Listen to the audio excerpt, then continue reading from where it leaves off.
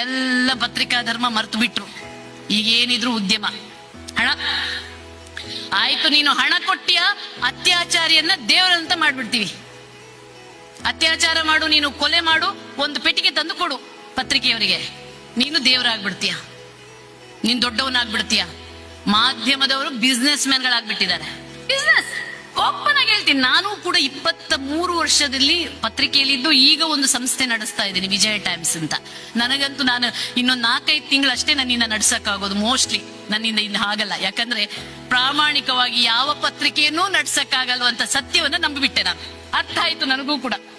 ನನ್ನಿಂದ ಇನ್ನೊಂದು 2-3 ತಿಂಗಳು ಅಷ್ಟೇ ನಡ್ಸಕ್ಕಾಗೋದು ಅಂತ ನನಗೆ ಅನ್ಸ್ತಾ ಇದೆ. ಯಾಕಂದ್ರೆ ಪ್ರಾಮಾಣಿಕವಾಗಿ ಮಾಡಕ್ಕಾಗಲ್ಲ. ಅದಕ್ಕಾಗಿ ಇವತ್ತು ಪತ್ರಿಕೆಗಳೆಲ್ಲ ಉದ್ಯಮ ಆಗ್ಬಿಟ್ಟಿದ್ದಾರೆ. ಅದ್ರಲ್ಲಿ ಯಾವ ಮುಲಾಜು ಬೇಡ. ಏನ್ ನಾವು ಮೇಕಪ್ ಹಾಕೊಂಡು ಸ್ಕ್ರೀನ್ ಅಲ್ಲಿ ಬಂದು ಡಂಗ್ ಡಂಗ್ ಡಂಗ್ ಮಾತಾಡ್ತೀವಲ್ಲ, ನೋ, ಅಂತ ಯಾವ ಸತ್ಯಗಳು ಪತ್ರಿಕೆ